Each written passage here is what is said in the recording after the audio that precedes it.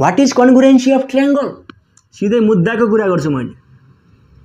कुनै पनि दुईवटा ट्रायंगलहरु बनाइहालौ के छ मरिलानु हो निवारण पनि गर्दियौ ए बी सी भनेर निवारण गर्दियौ पी क्यू आर भनेर मैले यसलाई निवारण गर्दिए हो कुनै पनि दुईटा ट्रायंगलहरु हेर्दाखेरि उस्तै छ उतरै पनि छ भने दे आर कन्ग्रुएन्ट ट्रायंगल्स यो हात छ उतरै छ उस्तै छ बेसली मेरै हात उतरै उस्तै हुने भइहाल्यो यसले ढाकेछ मजाले ढाकेछ यसले पनि ढाकेछ भनेपछि उतरै उस्तै दे आर कन्ग्रुएन्ट ट्रायंगल्स तर जिन्दगीमा अब ट्रायंगल छ यसलाई चाहिँ यो कन्ग्रुएन्ट हो कि नै भने कसैले सोध्यो हेर्दाखेरि उस्तै छ उतरै पनि छ त्यसो भए कन्ग्रुएन्ट हो भने छाती पेटेर चाहिँ ढुक्क हुन पाइदैन हामीले चाहिँ के त गणितीय रिजन म्याथमेटिकल रिजन दिन सक्नुपर्छ यो कारणले गर्दाखेरिमा अथवा यो कारणले गर्दाखेरिमा दुईटा ट्रायंगलहरु कन्ग्रुएन्ट छन् भने भन्न पर्छ अब ती कारणहरु के हुन् त के घटना घटे भने दुईटा ट्रायंगल बीचमा के कुरा भयो भने ती ट्रायंगलहरु कन्ग्रुएन्ट हुन् भन्ने प्रश्नवाचक चिन्हको उत्तरको लागि मैले यहाँ ती कुराहरु लेख्दै छु ठीक छ कुनै पनि दुईवटा ट्रायंगलहरुको बीचमा यति पाँचवटा मध्ये कुनै पनि एउटा कुरा होल्ड गर्छ भने सटिस्फाई हुन्छ भने त्यस्तो काण्ड चाहिँ दुईटा ट्रायंगलहरुले देखाउँछन् भने यी पाँचवटा मध्ये कुनै पनि एउटा देखाउँछन् भने दे आर कन्ग्रुएन्ट ट्रायंगल अब फेरि यी पाँचवटाको के हो त फेरि यसको बारेमा बुझ्नु पर्यो नि त भन्दाखेरि पहिला त के बुझ्नु पर्यो भने यस भनेको के हो ए भनेको के हो आर भनेको के हो एच भनेको के हो यस भनेको या side A side A B side B C side Q R side यो साइड भनेको ए भनेको एंगल ट्रायंगलमा कतिवटा एंगल हुन्छ टी आर राइट राइट भनेको 3 एंगल भनेको एंगल ट्रायंगलमा 3 ट्रायंगल हुन्छ नि यहाँ एंगल छ नि सबै कुरा फेरि यहाँ लेखेर देखाउनु पर्छ भन्ने छैन क्या हैन गणितको आँखाले हेर्न सिक्नु पर्यो के गणित भन्ने पढाइ त यो त छालाको आँखाले मात्र हेरेर पढाइ हुँदै हुन्न ध्यान दृष्टिले हेर्न सक्नुपर्छ अथवा त्यो गणित चक्षुषा गणितको आँखाले हेर्यो भने बल्ल पढाइ हुन्छ यहाँ ए भनेको एंगल आर भनेको राइट एंगल ट्रायंगल एउटा चाहिँ के त 90 डिग्री भएको केसको लागि जहाँ चाहिँ हाइपोटेन्युस भनेको 90 डिग्री यदि यो 90 डिग्री हो रहेछ भने यसको यो साइड चाहिँ के त राइट एंगल ट्रायंगलको केसमा हाइपोटेन्युस हुन्छ त्यति हो अब यो एसएसएस हुनु भनेको के हो भन्ने चाहिँ के त प्रश्न एस ए आर एच को बारेमा बुझिसकेपछि त्यसको मिनिङ बुझिसकेपछि एसएसएस हुने भनेको के हो यी दुईटा ट्रायंगल बीचमा एसएसएस हुन्छ एसएस हुन्छ व्हाट डज दैट मीन भन्दाखेरि यिनीहरुको करेस्पोन्डिङ तीनटै साइडहरु बराबर छन् हो हुनलाई कुनै पनि ट्रायंगल कन्ग्रुएन्ट हो भने त्यसको तीनटै साइड हैन करेस्पोन्डिङ साइडहरु बराबर हुन्छन् र एंगलहरु करेस्पोन्डिङ एंगलहरु बराबर हुन्छन् तर हामीलाई त्यतिकै बराबर हुन्छन् भने भन्न पाइन्न कि त्यहाँको त्यो अवस्था अनुसार समय परिस्थिति अनुसार त्यहाँ दिए अनुसार कहिलेकाहीँ चाहिँ हामीलाई यहाँ हैन यस्तो दिन्छ क्या यसको दिनको मतलब के हो यो साइड बराबर छ यो साइड बराबर छ भने दिन्छ कहिले चाहिँ हामीलाई यस्तो दिन्छ यहाँ यो एंगल बराबर छ भने दिन्छ केही न केही कुरा दिएको हुन्छ दिएको भने फेरि डाइरेक्ट नदिन पनि सक्छ हामी चाहिँ ध्यान दृष्टिले हेरेर ध्यान दृष्टिले हेर्न पर्ने अवस्था हुन सक्छ बल्ल भेटाउने अवस्था हुन्छ कहिलेकाहीँ चाहिँ हैन फिगरमा पुरै दुई तीनटा ट्रायंगल चाहिँ बसिया हुन्छन् अनि भर्टिकली अपोजिट एंगल चाहिँ त्यहाँ देखिया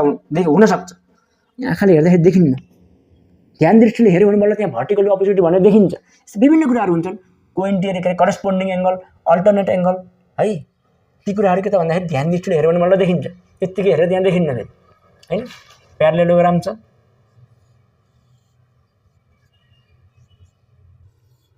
हो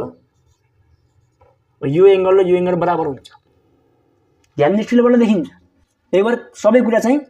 दिँदैन पहिला पुराना डाटाहरू के छन् ती डाटाहरू प्रयोग गरेर बल्ल बुझ्नुपर्ने अवस्था पनि हुन सक्छ त्यसो हो भने एसएसएस भनेको तीनटै साइड बराबर हुनु करेस्पोन्डिङ साइड अब करेस्पोन्डिङ भनेको के हो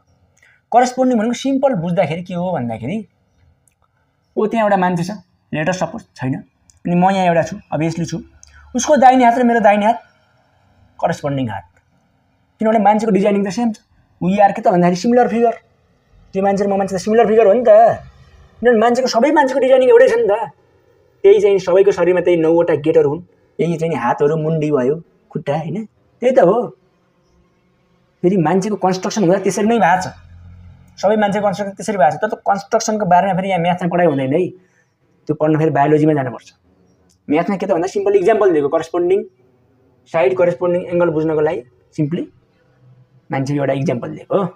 है करेस्पोन्डिङ हात उसको पनि दाहिने मेरो पनि दाहिने तर उसको देब्रे हात र मेरो दाहिने हात करेस्पोन्डिङ हात होइन, त्यसरी बुझ्नु पर्यो हो। अब यहाँनिर करेस्पोन्डिङ साइड भनेको एबी र पिक्यू, करेस्पोन्डिङ एङ्गल ए र पी, बी र क्यू, सी र आर, ठिक छ। अब एसएसएस हुनु भनेको यो साइड र यो साइड बराबर छ, यो साइड र यो साइड बराबर छ, यो साइड र यो साइड बराबर छ भन्नुको मतलब पिआर इक्वल्स टु एसी बाँकी डट डट, धेरै लेखेर काम छैन, सिम्पल कुरा। अनि एसएस हुनु भनेको कुनै पनि दुईवटा साइड बराबर छ, त्यसको त्यो दुईटा साइडहरुको बीचमा बनेको एङ्गल पनि बराबर छ है। यो साइड र यो साइड बराबर छ, यो साइड र यो साइड बराबर छ, र यो बीचमा बनेको एङ्गल पनि बराबर छ। कुनै पनि दुईटा भनेपछि फेरि यिनै दुईटा बराबर हुनुपर्छ भन्ने छैन, क्वेशनमा दिन्छ के कुनै कुनै बराबर दिन्छ, कुनै कुनै चाहिँ एङ्गल चाहिँ हैन तिनै भर्टिकली अपोजिट करेस्पोन्डिङ एङ्गल, यी दुनिया कुरा चाहिँ यसो हेरेर ध्यान दृष्टिले हेरेर पत्ता लगाउनु पर्ने हुन पनि सक्छ, डाइरेक्टली दिए हुन पनि सक्छ हो। प्रोपर्टिजहरु लगाएर है कुनै पनि दुईटा, यो दुईटा यो साइड र यो साइड, यो साइड र यो साइड बराबर छ, यो साइड र यो साइड पनि बराबर छ, अनि यो एङ्गल र यो एङ्गल बराबर छ। यस ए यस, यो सिक्वेन्स इम्पोर्टेन्ट छ। यहाँ सिक्वेन्स भनेको अर्डर क्या, पहिला एउटा साइड बराबर छ, त्यसपछि एङ्गल बराबर छ, त्यसपछि साइड बराबर छ। यसमा पनि त्यही हो, लेट अस सपोज यो एङ्गल बराबर छ यो र यो, त्यसपछि यो साइड बराबर छ यो र यो, त्यसपछि फेरि यो एङ्गल र यो एङ्गल बराबर छ। ए यस ए, अर्डर इम्पोर्टेन्ट छ है। त्यसपछि आरएचएस भनेको त भइहाल्यो, दुईटै राइट एङ्गल ट्रायङ्गल हुन्, हाइपोटेन्युस बराबर छ र बचेको कुनै पनि एउटा साइड बराबर छ, यति भन्यो। यस्तो मध्ये कुनै पनि एउटा चाहिँ नि हैन भयो भने, सपोज भयो भने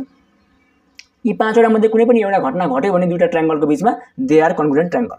है। अनि कन्ग्रुएन्ट ट्रायङ्गल भइसकेपछि त्यसलाई लेखिन्छ कसरी, एउटा लेख्ने एउटा स्ट्यान्डर्ड तरिका छ, लेख्ने तरिका भनिदिन्छु मैले। यहाँ चाहिँ हाम्रो ट्रायङ्गल एबिसी कन्ग्रुएन्ट छ विथ ट्रायङ्गल पिक्युआर, ठिक छ। यही हो लेख्ने तरिका, यही बराबर पनि छ उस्तै पनि छ। यो भनेको सिमिलर ट्रायङ्गल भयो भने के लेखिन्थ्यो, पिक्युआर। सिमिलर भनेको के हो, साइज उतरै हुनुपर्छ भन्ने छैन, तर सेप चाहिँ उस्तै छ हो, त्यसलाई सिमिलर भनिन्छ। सेप उस्तै छ र बराबर पनि छ, कन्ग्रुएन्ट भयो। यो नोटेसनको पनि भन्दाखेरि एउटा तरिका छ क्या, लेख्ने तरिका हो। अब कहिलेकाहीँ हेर्दाखेरि उस्तै नहुन नदेखिन सक्छ, हेर्दाखेरि झलक्क हेर्दाखेरि उस्तै नदेखिन सक्छ के। दुईटा उस्तै कापी छन्, उत्रै कापी पनि छन्, एउटा चाहिँ ठडिया छ अर्को चाहिँ सुतिया छ हो। अब झलक्क हेर्दाखेरि ठडिएको कापी अर्कै देखिन्छ, सुतेको कापी अर्कै देखिन्छ। त्यो सुतेको ठडिएको कापीलाई सुताइदिएपछि दुईटै उस्तै देखियो कि नै, सिमिलर भयो नि त हो। त्यस्तो चाहिँ कहिलेकाहीँ अवस्था हुनसक्छ, त्यति बेला चाहिँ नझुक्किने। यो यस्तो छ, यो यस्तो छ,